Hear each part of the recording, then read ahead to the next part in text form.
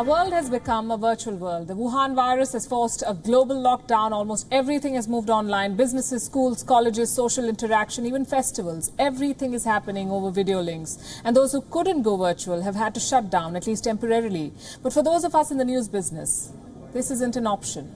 News television does not have a pause button, and newspapers must come every morning. Journalists around the world are working through this health crisis to bring you the news. There are restrictions, there are barricades, there are lockdowns. They apply to us. But compromising on the quality of news has never been an option. And as we continue to bring you stories from around the globe, we've decided to share with you the stories from behind the cameras, the stories of the newsroom. This is the Global Editors Summit. I'm Palki Sharma Upadhyay, and I will talk to editors from the world's leading media networks to find out what's happening in their newsrooms. We'll talk about the mood, the challenges, the technology and the road ahead. And joining me on the first edition of one-of-a-kind summit, and must I mention, online summit, are Elizabeth Kennedy, Deputy International Editor of the Associated Press, joining us live from Washington. Good evening, Elizabeth. Hello, thank you.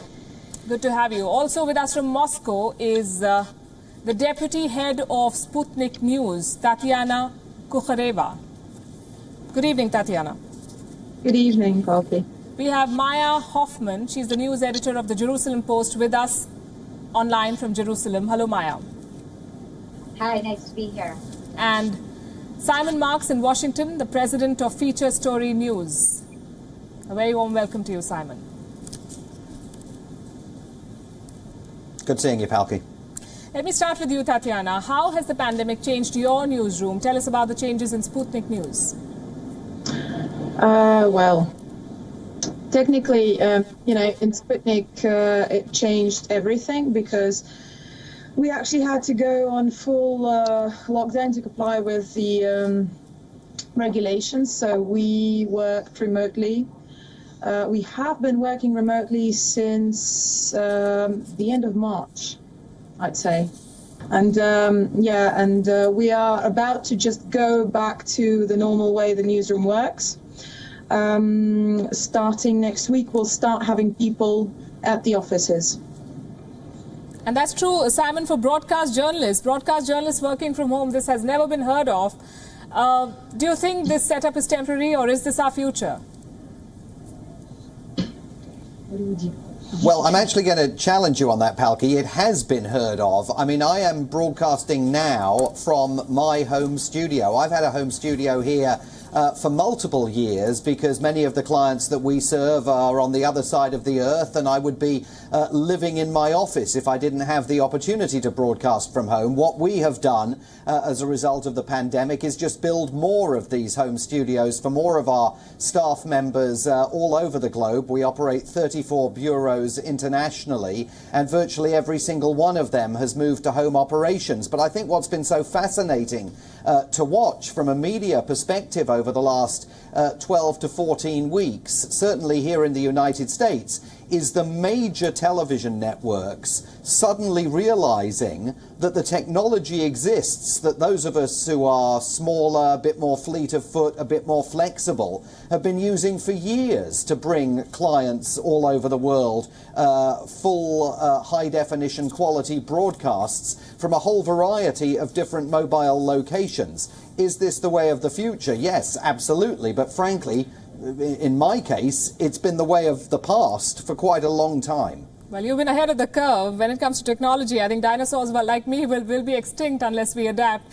Jaffe-Hoffman, give us an insight into the current workings of a print newsroom. How has the pandemic changed the lives of those working on the morning paper? Sure. So we are actually a print and an online edition, and that has posed a number of challenges. In Israel, though, it was a little bit different because here, even though we did go into total lockdown, which has since been removed, we actually had full reign for journalists. Journalists were allowed to go out and were allowed to cover the news, be in the field as before. But because we couldn't gather in the office, our print newsroom had to become remote. So we set up our copy editors, our reporters, our editors, all from their own homes. We worked through a combination of Google-type tools and remote access to the computers in the office for our design tools in order to put out the daily paper. At the same time, my online desk, which is another set of staff, also was forced to work from home. So we lost some of that collaboration. But by simply using tools like basic WhatsApp, we created daily work groups and we're able to communicate effectively and still get the news out fast and effectively. What is actually striking about the coronavirus, and I'm sure most online platforms experience this, is that because so many people were in lockdown and at home, they actually were taking to reading more news. And so we had about a 200% increase in our online traffic during the coronavirus, as well as having actually some new print subscribers who wanted to get the newspaper delivered to their home. Right. Every cloud, they say, has a silver lining, and we've all had to rework our news flow. Elizabeth Kennedy, what technological challenges of working during a lockdown have you faced of reporting and broadcasting from home? Sure. Yes, AP has also obviously been subject to this lockdown. So many of our reporters and journalists are working remotely. There's all sorts of things that we've had to do because safety is, paramount in our minds now more than ever, from morning till night with this virus. We've taken all sorts of steps. For example, our reporters at the White House and out in the field, because there's no substitute really for getting the news. You need to be out there getting the news, getting the footage, picking up the details. So we have, outfitted our journalists with protective gear where that's appropriate. We've made some staffing changes so that we don't have too many people in one location. And also our journalists have shown enormous resourcefulness. This is really one of the stories that I will take away from this entire experience, is just watching our AP journalists out there in the field doing incredible work with an entire new reality. We had some live footage from an emergency room in New York City, but the rule was, because of patient privacy and because of health concerns, that only one journalist could be in there at any one time. So we had a journalist in there with a fully kitted out with masks and a Tyvek jumpsuit and the rest, as well as with a camera and a notebook, and was able to get the story on his own, which is no small feat. So I would say the resourcefulness of our journalists, along with some important staffing changes, and just figuring out how to work inside this new reality while keeping our journalists safe, no matter if they're video journalists or text reporters or photographers. That's really the key thing in our mind.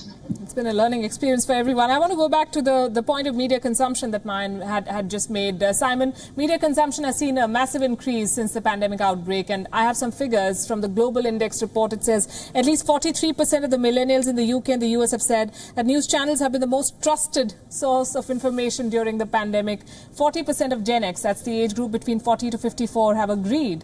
Have you experienced a difference in the way people respond to news and how they consume news? Well, look, I think that certainly I can't recall a more important time to be in the news business than over the course of the last 3 months. This has clearly been an historic moment for societies all over the world, and those of us who are in the business of supplying news channels like WION and other news channels all over the world with international content have been working obviously night and day. It's been a complicated story, particularly here in the United States, to stay across, watching a country where the government was initially in absolute total denial about the scale of the coronavirus pandemic and the threat that it posed to the United States, and now finds itself presiding over the most infected country on the planet with far and away the highest number of deaths. So it has been an extraordinary ride, but I also think that it's underscored the fact that rumours of the demise of 24-hour news channels,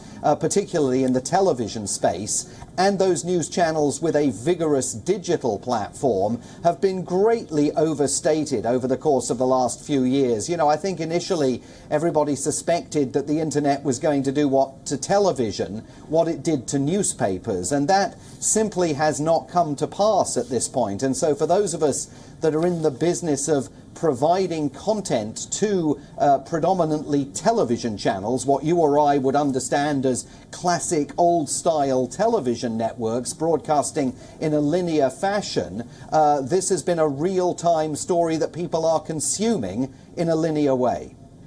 Mayan, I'm told you have to leave, so I'll take a couple of questions with you. We have some studies here, I have some figures. Penny Abernathy, the Knight Chair in Journalism and Digital Media Economics at the University of North Carolina, saying that US papers are facing an extinction-level crisis. And the newspaper industry is going to be hit harder than the broadcast industry. There are also fears that newspapers may be carriers of the virus. At least in India, there have been reports, and that has hit circulation. How are newspapers dealing with shrinking circulation and ad revenues? Sure. I think that's an excellent question. I mean, look, we've known for at least a decade that the print news media is changing. I don't think it's going to die, and specifically in Israel, where we still have a lot of religious Jewish people, Muslims who keep tradition and don't necessarily go out on certain days. They like to read the print editions. But really, the Jerusalem Post has already had a big transition towards digital. My desk team is actually the same size as my field reporting team at this point. People that are sitting there doing breaking news and contextualizing and aggregating content as well as writing stories. And we've really had to do that in order to be able to sustain ourselves as a news agency.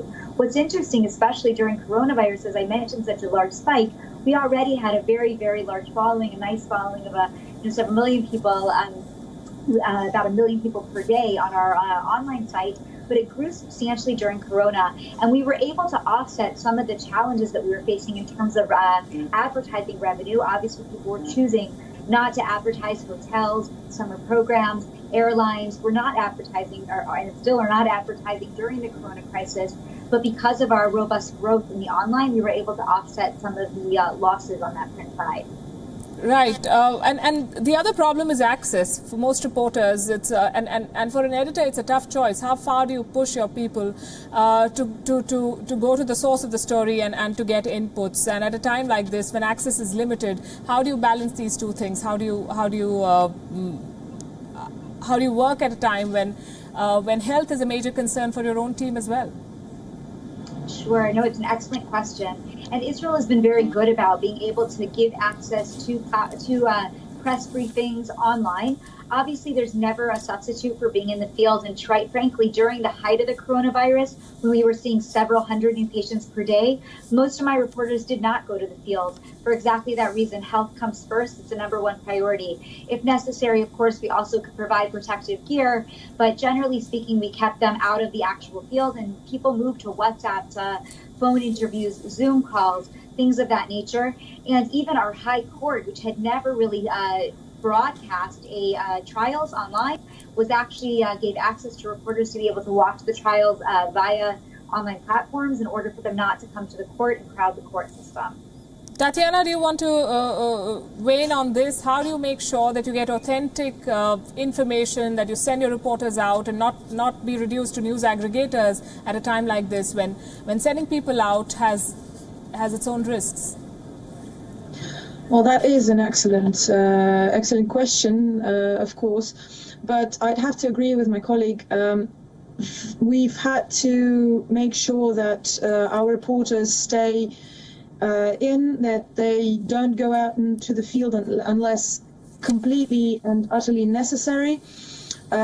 We have had all of the staff tested on a regular basis. As you know, Russia has been very vigilant in terms of testing, and the tests were administered from almost the very beginning of the spread of the virus in the country. Elizabeth, the problem with this is that if you cannot personally go and verify something, you end up relying on what you're being given.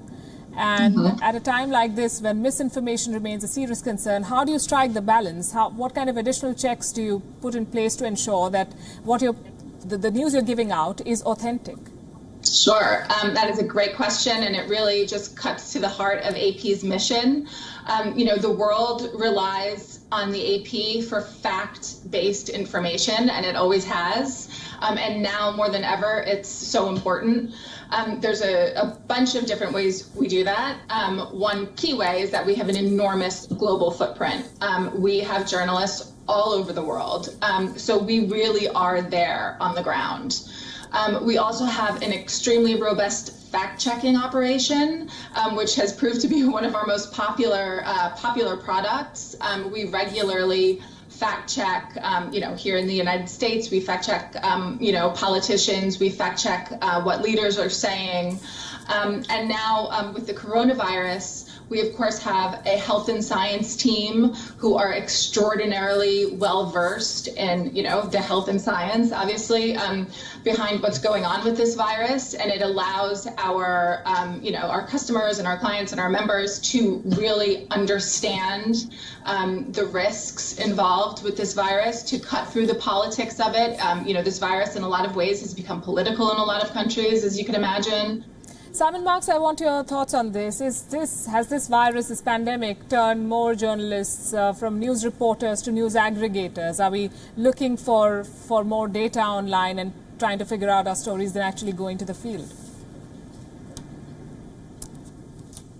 Yeah, I'm not sure about that. I actually think in many ways it's been quite a liberating experience. I mean, yes, of course, there are restrictions in place in terms of what our reporters and anybody's reporters can go out and do. When we go and conduct interviews, we make sure that they're socially distanced. I think there was quite a run on those very, very long microphone poles at the broadcast supply houses up in New York and in other parts of the world, because suddenly everybody needed them because you've got to keep interviewees at a distance.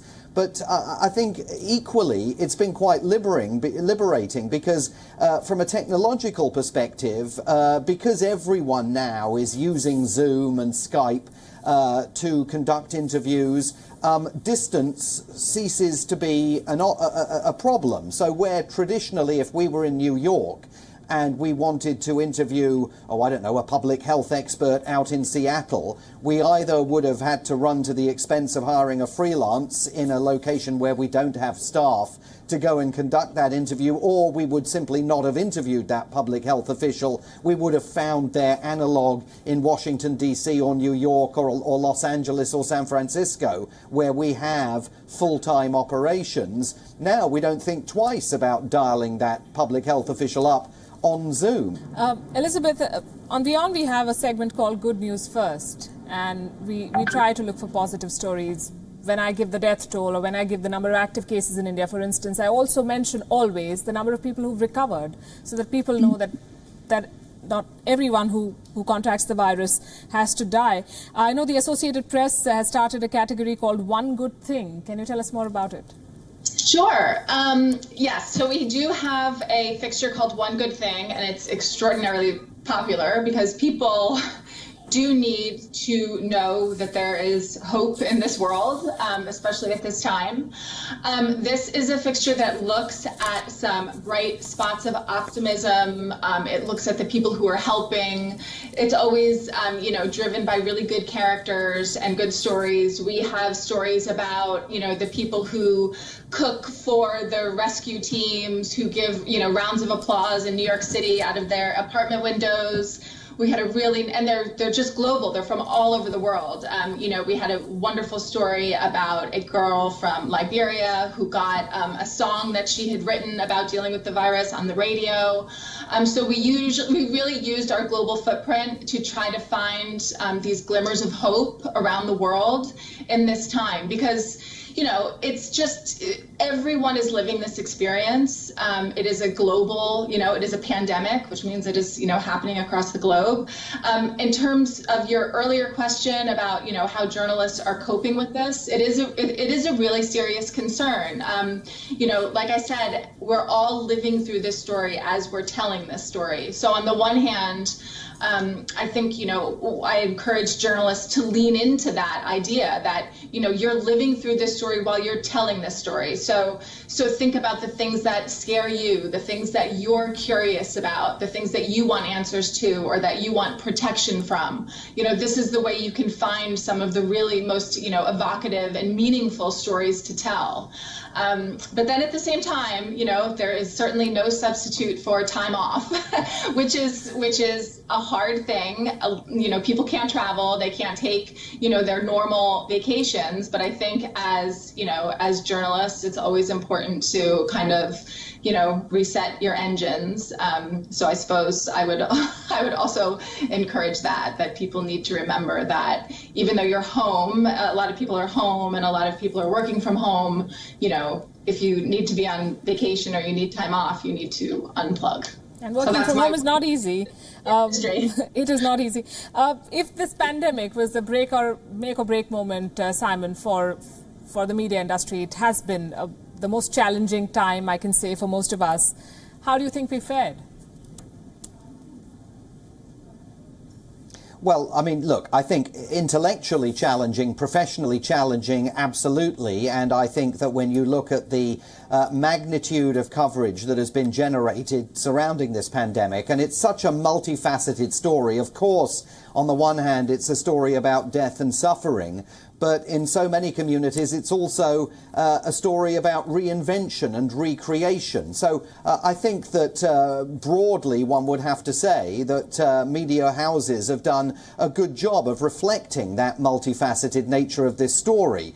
The problem that is clearly coming is going to be economic in nature, and it's going to be economic in nature for our industry. We've already seen here in the United States substantial job losses at major media houses in New York and in other parts of the country. CBS News laying off 300 people nationally and locally over the last few weeks. Big layoffs at Vice News, at BuzzFeed, all sorts of media organizations, both new media and old, adjusting to what is going to be the new economic reality. And I think one of the questions that we're all going to understand over the next few months is for those media organizations that have no guarantee of state funding, for those purely private media organizations that are absolutely reliant on advertising revenues and underwriting to pay the bills, how serious is this economic downturn going to be? Right. I'm being told I'm running out of time, and I don't want to drop the few ads that we still have, but I really want to know Elizabeth's and Tatiana's thoughts on this. The business of news. Elizabeth, to you first. Absolutely.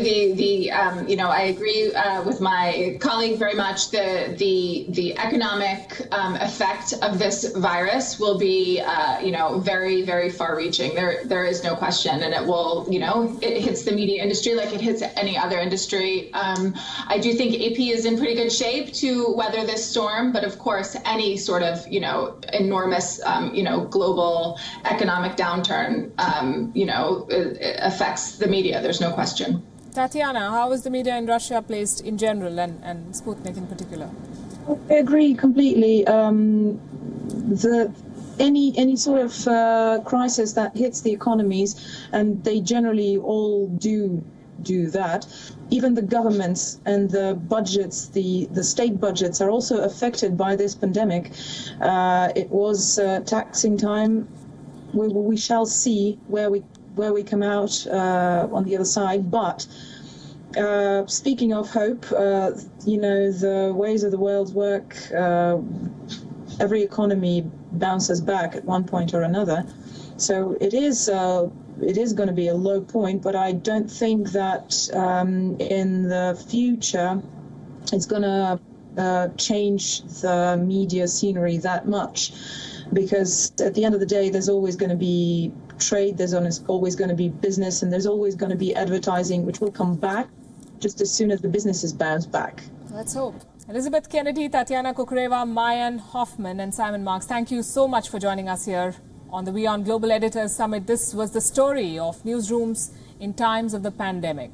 We'll bring you more such tales and experiences from leaders from global media networks. I'm Palki Sharma Upadhyay, and this is the WION Global Editors Summit. Stay safe.